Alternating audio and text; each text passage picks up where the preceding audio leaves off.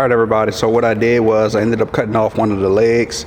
I noticed under here they had some bubble gum where a slow leak was, right up in this area. So I cut the leg off. I'm gonna grind this down and repair the entire area, weld it up, and then end up grinding everything back and putting this leg, grinding this or welding this leg back on here. I'll grind down this weld to the left side right here as well. Then from there I'll put some I'll pressure wash the tank, paint it, all of that good stuff. I'll prime it. Then I'll run some rust converter in here as well, let it sit along the bottom portion of the tank, because I'm pretty sure they weren't draining it, and that's probably why I ended up having that rust spot, and go from there.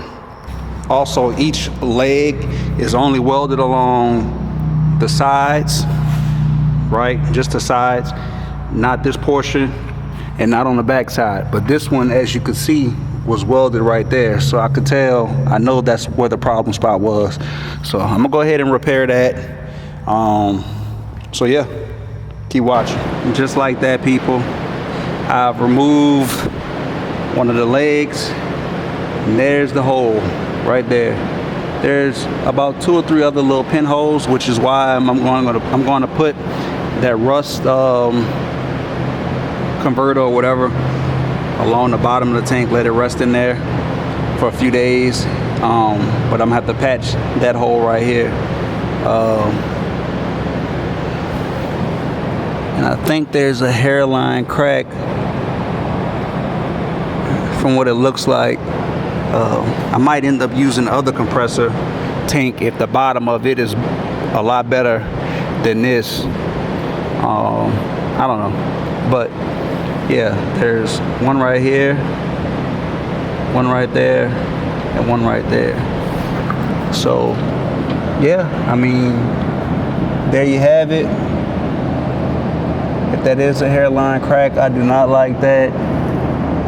Oh yeah. But I just need this compressor to pretty much last for about a year, 2 years before I buy another one or something like that, and we just go from there. But I noticed, like I said, when I had flipped it back over, they had water in the bottom of the tank and it was bubbling right there.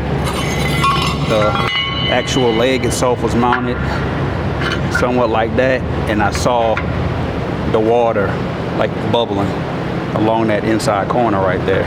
So I could fix it. Fairly simple, straightforward.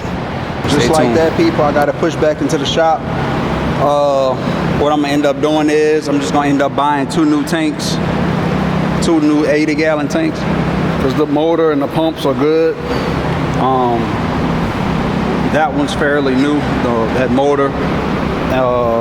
So I'm just gonna end up buying 2 brand new tanks and being done. I don't need this blowing up in the shop just because I'm trying to put something together, because it has a huge hole in it. Yeah, definitely not using that.